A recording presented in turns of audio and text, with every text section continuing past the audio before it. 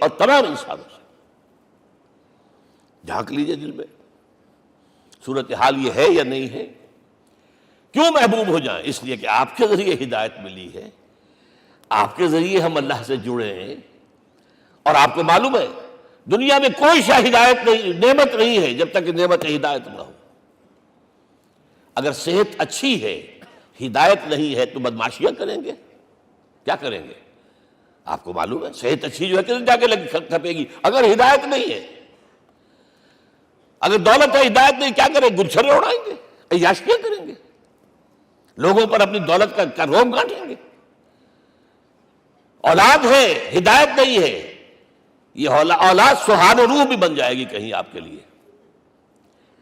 کوئی شے نعمت نہیں ہے جب تک کہ نعمت ہدایت نہ ہو، اور ہدایت ہمیں ملی محمد الرسول اللہ صلی اللہ علیہ وسلم کے ذریعے۔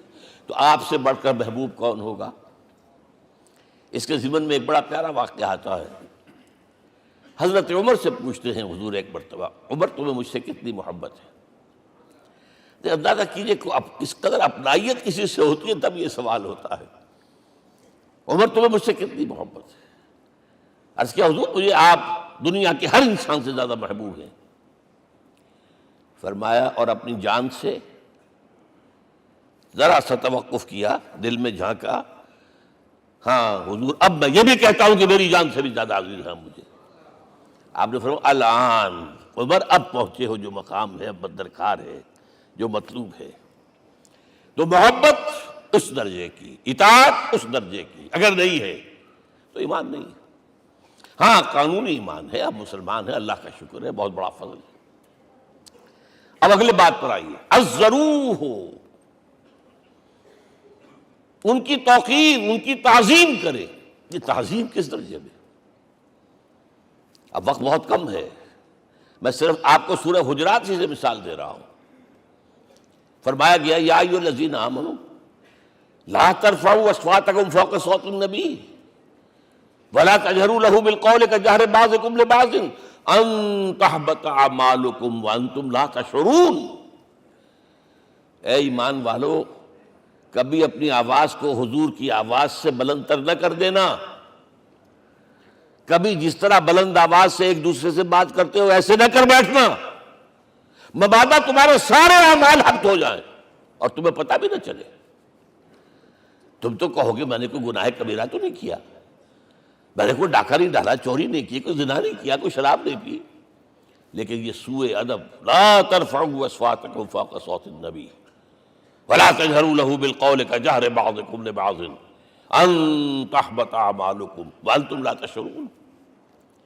یہاں ایک میں عملی بات بھی آپ کے سامنے رکھ دوں، صحابہ کے بارے میں تو بات سمجھ میں آ گئی کہ اپنی آوازیں پست رکھیں، ہم کیسے کریں؟ ہمارا ایک طرز عمل ہونا چاہیے۔ اگر کسی گفتگو میں کوئی شخص کہ حضور نے یہ فرمایا ہے، کبھی یہ نہ کہے میں نہیں مانتا، ہاں توقف کر لیں، بھائی میں تحقیق کروں گا کہ واقعی یہ حدیث صحیح ہے یا نہیں ہے، ٹھیک، ضروری نہیں کہ جو کہہ دے مان لیں آپ۔ محدثین نے کتنی محنتیں کر کر کے چھانٹی کی ہے، لہذا یہ، لیکن فوراً اگر آپ بتا نہیں میں نہیں مانتا، یہ عقل کے خلاف ہے، یہ فلاں ہے، یہ وہ ہے، یہ ہے کہ جو آپ سوء ادب کے مرتکب ہو رہے ہیں نبی اکرم صلی اللہ علیہ وسلم کی بارگاہ میں۔ ہاں توقف کریں، غور کریں، تحقیق کریں، معلوم ہو کہ یہ حدیث پختہ نہیں ہے، مستند نہیں ہے، پھر دوسری بات ہے۔ اور یہ جان لیجئے ہمارا جو معاشرہ ہے اس کا ایک قانونی جو ہے احاطہ ہے، یہ بھی سورہ حجرات کی پہلی آیت ہے، یا ایھا الذین آمنوا لا تقدموا بین یدی اللہ ورسولہ۔ اللہ اور اس کے رسول کے احکام کا دائرہ ہے، اس کے اندر اندر رہو، باہر نہیں نکل سکتے۔ لیکن اس دائرے کے اندر ایک مرکزی شخصیت جس کی دل آویزی، جس کا حسن سلوک، جس کا حسن کردار، جس کا حسن اخلاق مرکز بن جائے، تمام لوگوں کی جذباتی محبت کا مرکز بن جائے، اگر یہ نہیں ہوگا تو معاشرہ مضبوط نہیں ہوگا۔ بحث قانون اور دستور پر معاشرہ مضبوط نہیں ہوتا۔ کسی شخصیت، اب آپ کو معلوم ہے آخر ہندوستان کے معاشرے میں گاندھی کا ایک مقام ہے کہ نہیں ہے؟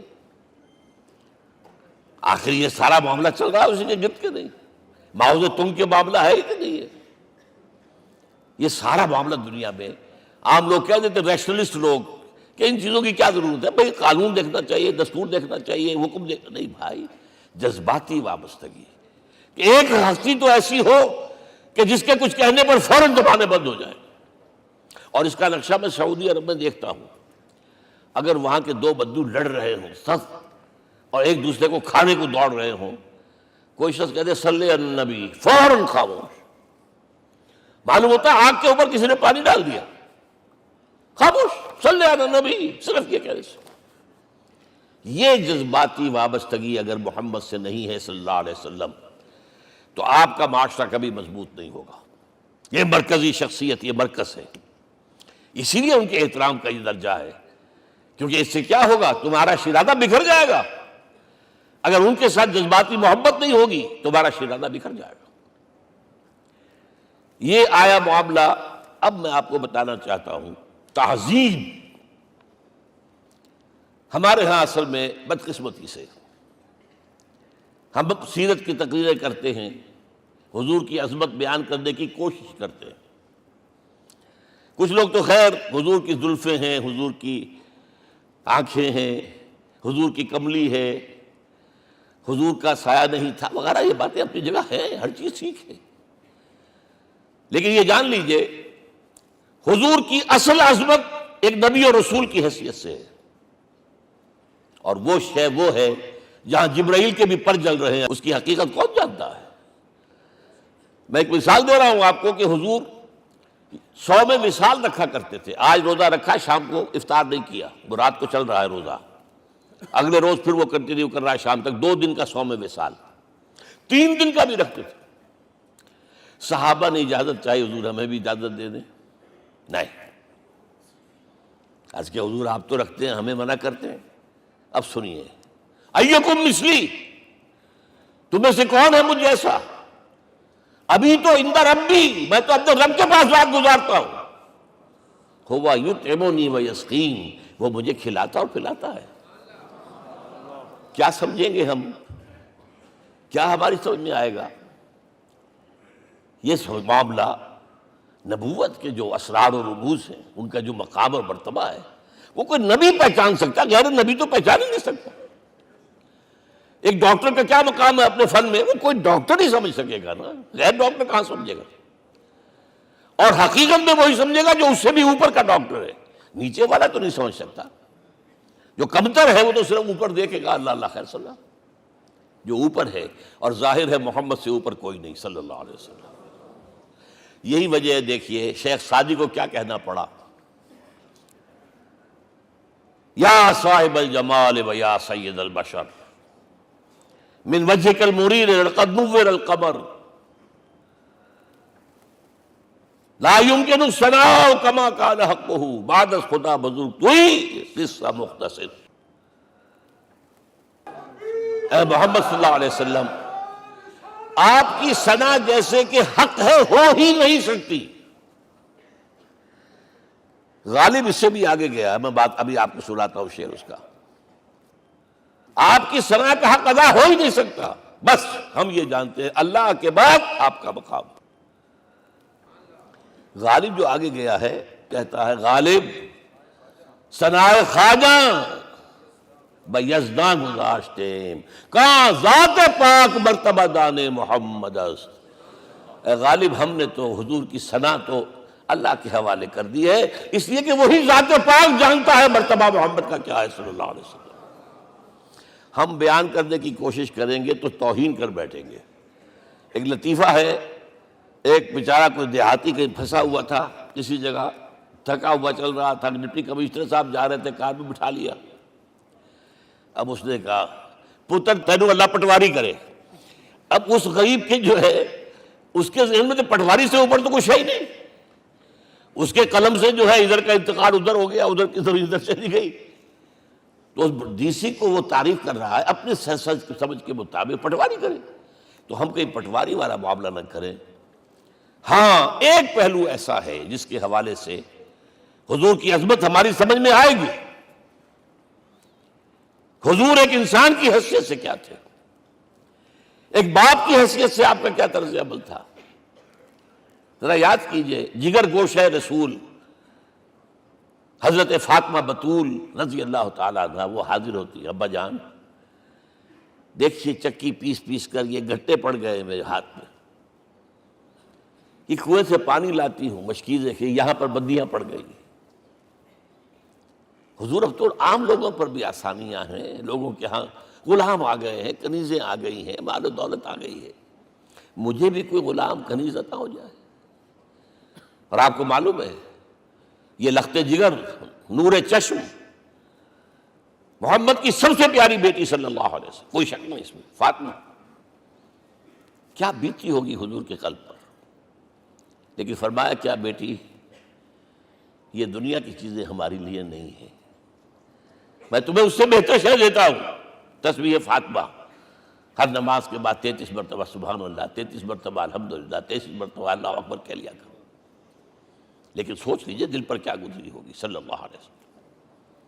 حضرت عائشہ سے پوچھئے، حضرت خدیجہ سے پوچھئے حضور کیسے شوہر تھے، آپ سے زیادہ خواتین کے حق میں نرم، گھر کے کام کا جھاڑو دے رہے ہیں، کپڑے جو ہیں بوسیدہ انہیں سی رہے، گھر میں بیٹھے ہوئے یہ کام کرتے تھے۔ بہرحال ایک بات میں آپ سے عرض کروں، آپ انسان کی جس حیثیت کا بھی ذہن میں تصور کریں گے وہ ساری حیثیتیں محمد میں موجود ہیں صلی اللہ علیہ وسلم۔ محمد حاکم کی حیثیت سے بھی ہیں، محمد سب سالار کی حیثیت سے بھی ہیں، محمد قاضی القضات بھی ہیں، محمد ہیڈ آف دی اسٹیٹ بھی ہیں، محمد بیویوں والے بھی ہیں، اولاد والے بھی ہیں، محمد 5 وقتہ امام بھی ہیں، جمعہ کے خطیب بھی ہیں، مدرس قرآن بھی ہیں، مربی بھی ہیں، مزکی بھی ہیں، اور ہر میدان میں بلند ترین مقام۔ کوئی ایسی جامع شخصیت ملے گی؟ ہمارے ہاں تو حال یہ ہے کہ جو خطیب صاحب ہوتے ہیں وہ 5 وقتہ نماز کیسے پڑھا سکتے ہیں؟ ان کا تو اونچا مقام ہے، 5 وقتہ نماز کے لیے تو علیحدہ چاہیے امام آپ کو، اور وہاں بھی ایک امام سینئر ہوگا وہ عشاء مغرب اور فجر پڑھائے گا، ایک جونیئر ہوگا بیچارہ وہ جو خاموش نماز ہے وہ پڑھائے گا۔ 5 وقتہ نماز پڑھا رہے ہیں محمد صلی اللہ علیہ وسلم، اور خطیب بھی وہی ہے، مربی بھی وہی ہے، مزکی بھی وہی ہے۔ ہمارے ہاں جو لوگ تزکیہ نفس کے میدان میں ہیں وہ پھر جماعت کبھی نہیں کراتے، کبھی نہیں دیکھا ہوگا آپ نے کسی صاحب کو کراتے ہوئے۔ یہ جامعیت جو ہے، جامعیت کبریٰ، میں صرف ایک بات کہا کرتا ہوں، ایک اعتبار سے حضور کا اسوہ نامکمل ہے۔ آپ مجھے سوء ادب کا مرتکب نہ قرار دے دیں، اسوہ کیا ہے؟ عورت کے لیے اس کی اپنی نسوانی زندگی کے لیے اسوہ آپ میں نہیں ہے، آخر نصف انسانیت ہے، اسے بھی اسوہ چاہیے۔ یہ ہے جس کی وجہ سے حضور نے شادیاں کی ہیں زیادہ۔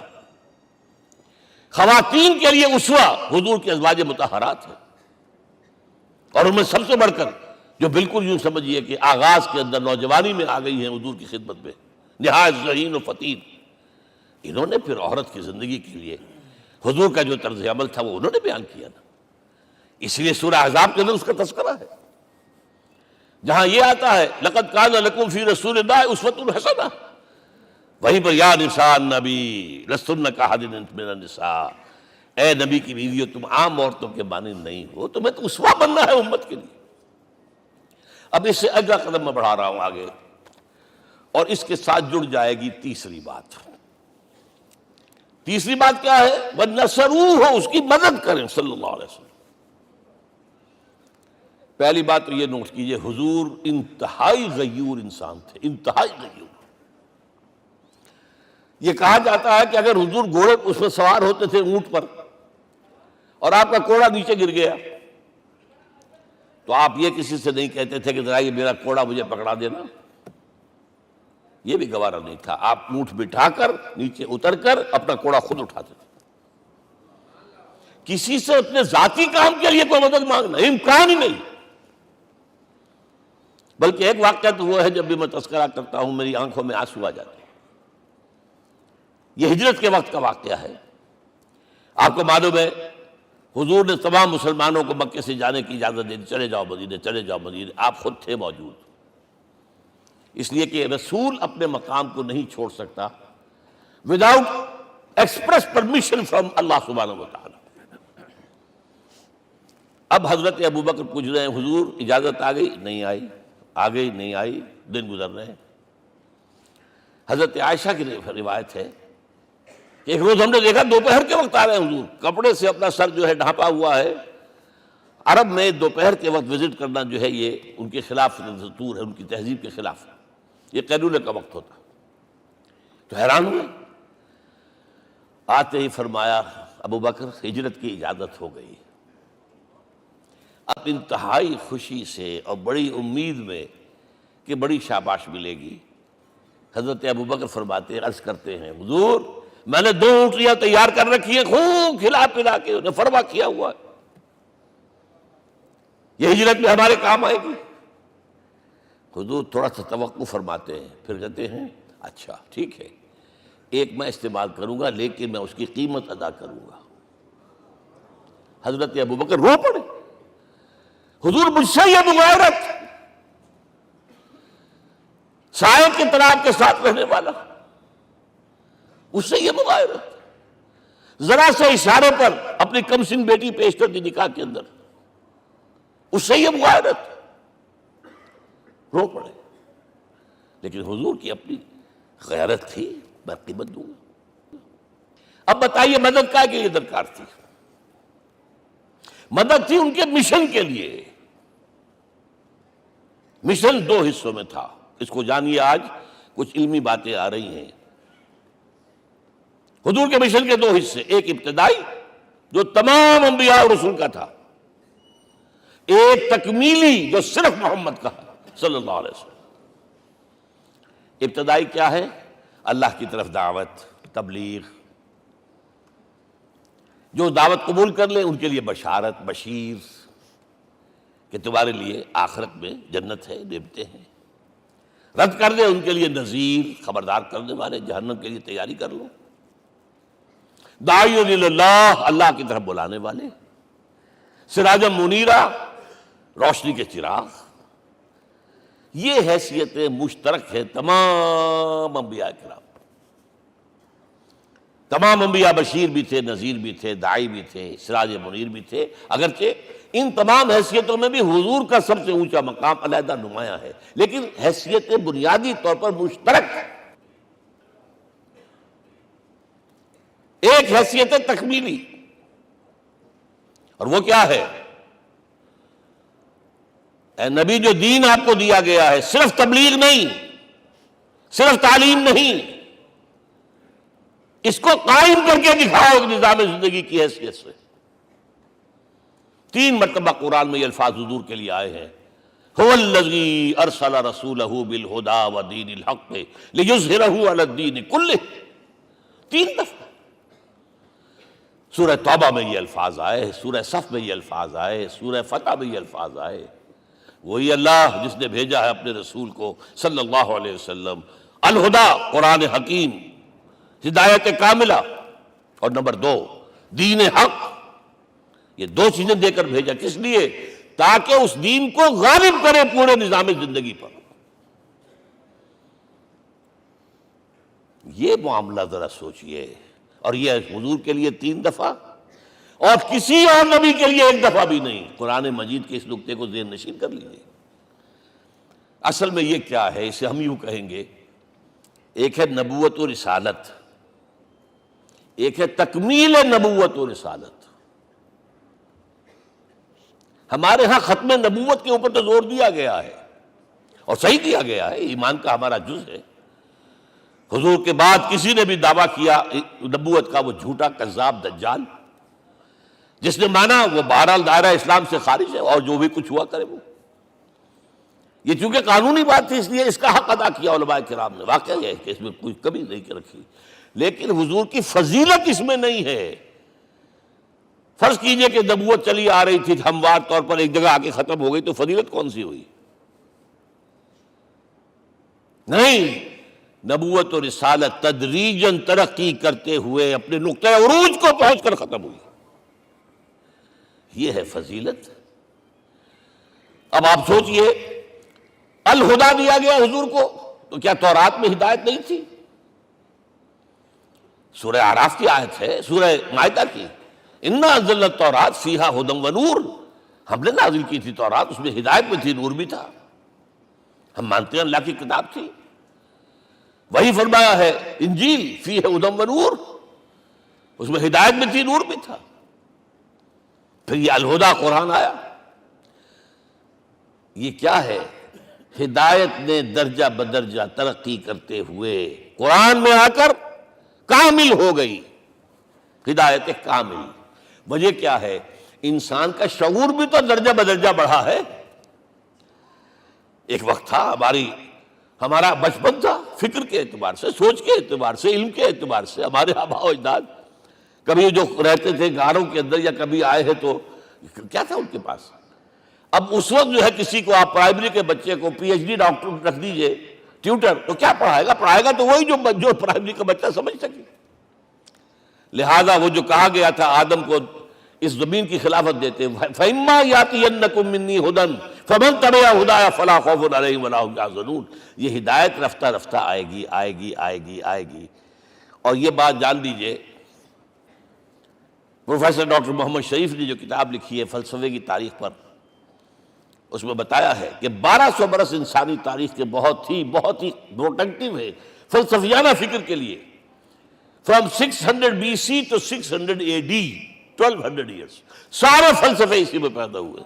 سقراط، بختار، افلاطون اور یہ سب نکل گئے، اور کنفیوشس بھی آ گیا، تاؤ بھی آ گیا، اور بدھ بھی آ گیا، جین بھی آ گیا، سب آ گئے، سب آ گئے. گویا کہ انسان جب کچھ سوچ سکتا تھا، جتنا سوچ سکتا تھا سوچ چکا. اور یہ بھی سنا دوں، حضرت عیسیٰ نے کہا تھا اپنے حواریوں سے، ڈپارٹنگ جو میسج تھا، مجھے ابھی تم سے اور بھی بہت باتیں کرنی تھی لیکن تم ان کا تحمل نہیں کر سکو گے. جب وہ فارقلیت آئے گا صلی اللہ علیہ وسلم تو تمہیں سب کچھ بتائے گا. لہذا جب انسان بلوغت کو پہنچا ہے فلسفیانہ فکر کے اعتبار سے، تب، اور یہ بھی نوٹ کر لیجئے، بہت اہم بات کہہ رہا ہوں، چند مہینے غار حرا کی تنہائیوں میں اللہ تعالیٰ نے حضور کو وہ سارا ذہنی سفر طے کرایا ہے. کیا کرتے تھے حضور جا کر غار حرا میں؟ کبھی سوچا آپ نے؟ اگر آپ یہودیوں میں پیدا ہوئے ہوتے تو یہودی طرز پر آپ عبادت کرتے. اگر کہیں عیسائیوں میں پیدا ہوتے تو عیسائیوں کی طرف پر آپ تو نہیں تھے. آپ تو پیدا وہ مشرکین میں شرک کرنے کا امکان ہی نہیں آپ کے لیے. تو کیا کرتے تھے؟ حدیث کے الفاظ یہ یتحنث فی، وہاں جا کر عبادت کرتے تھے. اب شارحین حدیث نے بہت عمدہ لکھا ہے، کانا صفت و تعبدہ فی غار حرا التفکر والاعتبار. غار حرا میں آپ کی عبادت فکر، غور و فکر، تفکر و اعتبار، جس کی میں تعبیر یہ کر رہا ہوں، جس کو کہا کبھی اکبر الہ آبادی نے، خدا کے کام دیکھو بعد کیا ہے اور کیا پہلے. نظر آتا ہے مجھ کو بدر سے غار حرا پہلے. تم غار حرا کو نہیں جانتے. مصطفیٰ اندر حرا خلوت گزید، قوم آئین و حکومت آفرید. The most productive part of the period life of Muhammad is that which he passed in غار حرا. فکر کی ساری جو ہیں بلندیاں طے کی، تب آیا ہے اقرا بسم ربک. اب اللہ کا الہدا شروع ہوا ہے. اچھا، اسی طرح نمبر 2، دین حق مکمل ہوا ہے. ورنہ جب ہم کبھی غاروں میں رہتے تھے کسی میونسپلٹی کا بھی سوال نہیں، نظام کسے کہیں گے. پھر یہ ہے کہ قبائلی نظام آیا، چلیے ایک شیخ ہے اس کا کہنا ماننا ہے سب کو، کچھ نظام تو بن گیا نا. اور نظام جہاں آئے گا جکڑ بندی ہو جائے گی. اب تم فلاں قبیلے کے شخص ہو، اس کا قبیلے کا سردار یہ، تمہیں حکم ماننا پڑے گا. اس قبیلے کی روایت یہ ہے، تمہیں پیروی کرنی پڑے گی. You have to do it whether you like it or not. پھر آپ کی سٹی اسٹیٹس وجود میں آئی، پھر امپائرز وجود میں آ گئے. 400-500 برس سے رومن امپائر، 400-500 برس سے ایرانین امپائر عرب کے اوپر ایسے تھی جیسے افغان کے سر کے اوپر بہت بڑا جو ہے پگڑ رکھا ہوتا ہے. کتنا بڑا ہوتا ہے. وہ کسی نے شعر کہا بھی تھا، مجھے تو اب یاد نہیں، کہ سر پہ باندھے ہوئے پورا افغانستان. میرا خیال شاید ضمیر جعفری.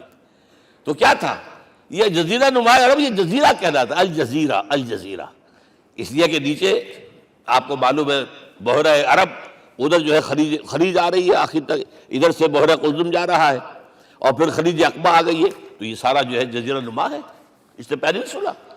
لیکن عرب اوپر دو اور ہیں، عراق عرب، شام عرب. عراق عرب پر قبضہ ایران کا، شام عرب پر رومیوں کا. اور جب یہ سلطنتیں بن گئیں تو گویا کہ انسان شکنجے میں آ گیا. ظلم، محنت کرے کسان، عیش کرے جاگیردار، اور بادشاہ محل بنائے، لگان وہاں سے آ رہا ہے. از جفائے دے خدایاں کشتے دہ خانہ خراب. کرگے پر بیٹھا ہوا کوئی کھدر بن رہا ہے، ٹیکس دو. بادشاہ محل بھی بنائے گا، یاشیاں بھی کرے گا، سارا نسوانی حسن جو ہے کوہ قاف کا لے آئے گا اپنے ہاں، اور پھر فوج بھی رکھے گا. ذرا تم نے گردن اٹھائی تو تمہاری سرکوبی کرنے کے لیے فوج تیار ہے. یہ جب جکڑ بند آئی ہے انسان پر، تب محمد کو بھیجا گیا ہے. دلی بیٹ، اسے آزاد کرانے والا، دین حق دیا گیا. یہ دین حق قرآن مجید میں اسی لیے کہا گیا، یہ میں کہہ رہا ہوں تکمیل رسالت النبوت. الیوم اکملت لکم دینکم واتممت علیکم نعمتی ورضیت لکم الاسلام دینا. آج میں نے تمہارے لیے تمہارے دین کو کامل کر دیا ہے. یہ مکمل نظام زندگی ہم نے دیا ہے، پہلے تھا ہی نہیں. لہذا کسی اور نبی سے یہ نہیں کہا گیا کہ اس کو غالب کرو. میں نے آپ کو بتا دیا کہیں نہیں ہے. نہ نوح، نہ ہود، نہ صالح، نہ ابراہیم، نہ موسیٰ، نہ عیسیٰ، کوئی بھی نہیں. اور حضور سے کہا گیا یہ دین اب غالب کرو. اگر صرف تم کتاب میں لکھ کر دے جاؤ اور اس کے مثال پیش نہ کر سکو، دنیا کہے گی بہت اچھی شاعری ہے. آج بھی آپ کو معلوم ہے دی ریپبلک کتاب زندہ ہے، لیکن آج تک ایک دن کے لیے بھی وہ نظام کہیں قائم ہوا ہے. ہم یہی کہیں گے کہ ٹھیک ہے یہ جو ہے ایک خواب ہے، اللہ اللہ سر، اس کے سوا کیا یوٹوپیا ہے. اس نظام کو قائم کر کے دکھاؤ. اب آپ اس کو اینالائز کر لیجئے، اچھی طرح سمجھ لیجئے. It was the revolutionary role which was assigned to محمد صلی اللہ علیہ وسلم. نظام کو بدلنا، اسی کا نام تو انقلاب ہے. انقلاب کسے کہتے ہیں؟ دنیا میں دو نظام ایک جگہ نہیں ہو سکتے. مذہب 100 بھی ہو سکتے ایک جگہ. مذہب لمیٹڈ ہے، آپ کی ذاتی زندگی، آپ کے کچھ عقائد ہیں، کچھ عبادات ہیں، کچھ رسومات ہیں، کچھ سوشل رائٹس ہیں، یہ ہے بس. تو یہ تو 100 بھی دے کین کو ایگزسٹ. امریکہ میں کتنے ہیں؟ مسلمان گئے مسجدیں بنا لی ہیں، ہندو گئے مندر بنا لیے ہیں، سکھ گئے ہیں ان کے گردوارے بنے ہوئے ہیں، سلوتے یعنی یہودیوں کے عیسائیوں کے تو بے شمار ہے ہی ہیں، لیکن ہے ہمہ مذہب. لیکن دین تو دو نہیں ہو سکتے. یا ڈیموکریسی ہوگی یا بادشاہت ہوگی، ایک تو دو تو نہیں ہو سکتے. یا کیپٹلزم ہوگا یا سوشلزم ہوگا، دو تو نہیں ہو سکتے. یا تھیوکریسی ہوگی یا ڈیموکریسی ہوگی، دو نہیں ہو سکتے. اور یہ بھی آپ کو معلوم ہے دنیا میں کہیں ویکیوم نہیں ہے نظام کے اعتبار سے، کبھی نہیں رہا ہے. ہر ایک نظام موجود ہے. آپ کوئی دوسرا نظام لانا چاہتے ہیں، پہلے اس کو جڑ سے اکھیڑنا پڑے گا. گفت رومی ہر بنائے کوہنا کا باداں کلند، تو نہ دانی اولاں تعمیر راں ویراں کلند. رومی نے کہا ہے کہ دیکھو اگر کوئی نئی تعمیر تمہیں کرنی ہو تو تم جانتے نہیں ہو پہلے پرانی تعمیر کو گرانا پڑتا ہے. پہلے آپ نظام جڑ سے کھینچ کر پھینکیں گے باہر، تب نظام لائیں گے نا. اور یہ ظاہر بات ہے جو نظام بھی ہے اس کے ساتھ ویسٹڈ انٹرسٹ ہے، اس کے ساتھ پریولیج کلاسز ہیں. دے وانٹ اسٹیٹس کو، وہ کوئی تبدیلی نہیں ماننے کو تیار، کیونکہ اسی نظام کی شاخوں پر تو ان کے گھونسلے بنے ہوئے، وہیں سے تو مفادات ان کے وابستہ ہیں. لہذا نظام جو ہے بدلنے کے لیے جانیں دینی پڑتی ہیں، خون بہانا پڑتا ہے، جان جوکھوں کا کام کرنا پڑتا ہے، اس کے بغیر نظام نہیں بدلتا. اور محمد کا رول صلی اللہ علیہ وسلم، یہ ہے وہ عظمت محمد کی جو انسان نے پہچانی ہے. میں 3 گواہیاں آپ کے سامنے پیش کر رہا ہوں. 1 from the east, 2 from the west, 3 کئی ملوے ہے. یہی لاہور 1920، یہاں ایک بریڈلا ہال ہوتا تھا، اس بریڈلا ہال میں ایم این رائے کی ایک تقریر. And who was M N Roy? Personal friend of Lenin, member of the Communist International. He knew what revolution is. اور اس نے ہسٹوریکل رول آف اسلام تقریر کی لاہور کے اندر 1920 میں، اور اس نے کہا تاریخ انسانی کا عظیم ترین انقلاب وہ تھا جو محمد نے برپا کیا صلی اللہ علیہ وسلم. میں تو اس کی ذہانت کی داد دیے بغیر نہیں رہا. اس نے کہا بعض مورخین یہ جو فتوحات کی ہیں صحابہ کرام نے، ان کو سمجھ بیٹھتے ہیں جیسے اٹیلا نے فتوحات کی ہیں یا چنگیز خان نے کی ہیں یا کسی اور. کہاں وہ کہاں یہ، وہاں صرف تباہی آتی تھی. اور محمد صلی اللہ علیہ وسلم کے پیروکاروں نے جب دنیا فتح کی ہے، نئی تہذیب دی ہے، نیا تمدن دیا ہے، نیا نظام دیا ہے، روشنی دی ہے، علوم کو تازہ کیا ہے، علوم ایجاد کیے ہیں. یہ ہے وہ انقلاب جو محمد نے برپا کیا صلی اللہ علیہ وسلم. یہ کتاب آج بھی ہندوستان میں چھپتی ہے، بمبئی میں، دی ہسٹوریکل رول آف اسلام. اور میں سمجھتا ہوں کہ ہندو ہے، کمیونسٹ ہے اور گواہی دے رہا ہے. دوسرا، یہ تو چونکہ بڑی ریسنٹ پاسٹ کی بات ہے، ڈاکٹر مائیکل ہارٹ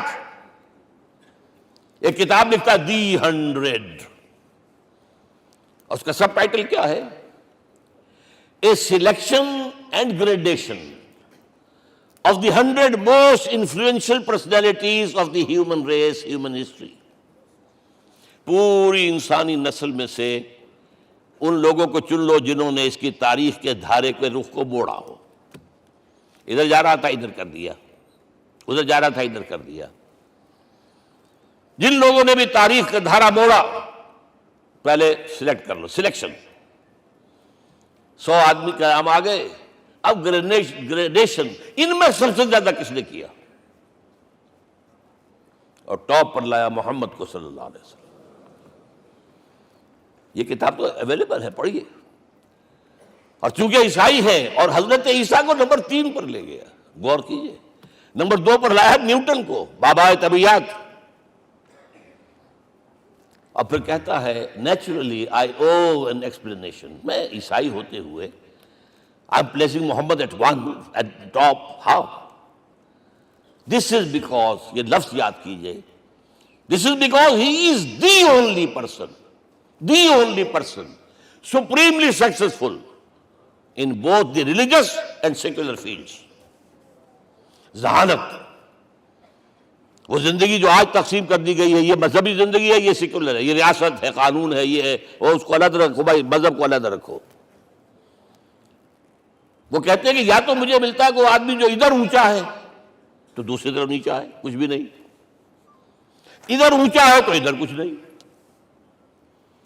روحانیت میں، دین میں، اخلاق میں عیسیٰ سے اوپر کون جائے گا؟ لیکن حکومت میں، ریاست میں کوئی پدہ بھی نہیں رکھا، زیرو. مذہب کتنا بڑا پیدا کر دیا گوتم بدھ نے، لیکن ریاست، حکومت زیرو. اور بڑے سے بڑے جو ہے شہنشاہ اور بڑے سے بڑے کانکرس، کوئی چلا آیا ہے. آپ سوچئے جو گریک آ رہا ہے، جو سکندر اعظم کہاں سے چل کر مقدونیہ سے کہاں پہنچ گیا؟ بیاس تک. اٹیلا کہاں سے پہنچ گیا؟ مشرق سے مغرب تک. لیکن مذہب و اخلاق کے اندر زیرو نہیں بلکہ مائنس ویلیو لانی پڑے گی. ایک ہی انسان ہے. آپ کم سے کم give credit to his honesty. ایک ہی انسان، دو ہے ہی نہیں. He is the only person supremely successful in both the religious and the secular fields. اب آئیے تیسری میں گواہی دے رہا ہوں ایک ایسے شخص کی جو ویسے شاتم رسول ہے، گالیاں دی ہیں اس نے، بدترین گالیاں دی ہیں، رقیق حملے کی، جیسے رشدی نے کیے ہیں، ایسے تسلیمہ نسیم نے کیے ہیں، سب اس طرح کے کیے ہیں. وہ ایچ جی ویلز ہے، فکشن سٹوری رائٹر، ہسٹورین بھی ہے. 2 کتابیں ہیں اس کی تاریخ پر، تاریخ انسانی عالم، short history of the world and concise history of the world. جو رقیق حملے کیے ہیں میں اس کا ذکر نہیں اس لیے کر دیا کہ معلوم ہے وہ دشمن ہے، دوست نہیں ہے. اگر کسی کا دوست ہوگا تو تعریف کر ہی گئے. وہ دشمن ہے، میں اسٹیبلش کرنا چاہتا ہوں، his enemy۔ اور عربی زبان کا ایک مقولہ یہ ہے کہ الفضل ما شہدت بہ الاعداء، فضیلت تو وہ ہوتی ہے جس کی گواہی دشمن دے۔ جب وہ آیا ہے concise history of the world میں چیپٹر آخری حضور کا، جو حضور کے چیپٹر میں جو آخری بات خطبہ حجۃ الوداع کو کوٹ کیا ہے، لا فضل لعربی علی عجمی ولا لعجمی علی عربی ولا لأحمر علی اسود ولا لأسود علی احمر الا بالتقوی۔ کسی عرب کو کسی عجمی پر کوئی فضیلت نہیں، کسی عجمی کو کسی عرب پر کوئی فضیلت نہیں، کسی گولے کو کسی کارے پر کوئی فضیلت نہیں، اور کسی کالے کو کسی گورے پر کوئی فضیلت نہیں، ہاں تقوی کے ساتھ فضیلت ہے۔ اب ذرا میرا ایک ایک لفظ نوٹ کیجئے، کیا لکھتا ہے اس پر؟ Although the sermons of human freedom, fraternity and equality were said before also, and we find a lot of these sermons in Jesus of Nazareth، مسیح ناصری حضرت عیسیٰ علیہ السلام کے ہاں بھی واعظ تو ہمیں بہت ملتے ہیں، but it must be accepted that it was Muhammad صلی اللہ علیہ وسلم who for the first time in history established a society based on these principles۔ انسانی حریت، اخوت، مساوات، اس کے واعظ کہنے تو بہت آسان ہے، تقریریں کرنی تو بہت آسان ہے، لیکن ان ویلیوز کو باقاعدہ اسٹیبلش کرنا ایک سوسائٹی میں ماننا پڑتا ہے، یہ اسے دینا پڑا ہے کریڈٹ جو بھی ہے۔ لیکن ایک بات نوٹ کر لیں، مبادہ کہیں آپ میرے بارے میں سوء ظن ہو جائے، تازہ ایڈیشن جو اب اویلیبل ہے اس میں سے یہ نکال دیے گئے ہیں، آج کے جو ان کے ایڈیٹرز ہیں ان کے حلق سے نیچے نہیں اتر رہے، اتنی بڑی حقیقت۔ آپ پنجاب لائبریری یا پبلک لائبریری سے جا کے پرانا ایڈیشن لیجئے، concise history of the world کے اندر آپ کو یہ الفاظ مل جائیں گے۔ Although the sermons of human fraternity, freedom and equality were said before also, and we have a lot of these sermons in Jesus of Nazareth, but it must be accepted that it was Muhammad sallallahu alaihi wasallam who for the first time in history established a society based on these principles۔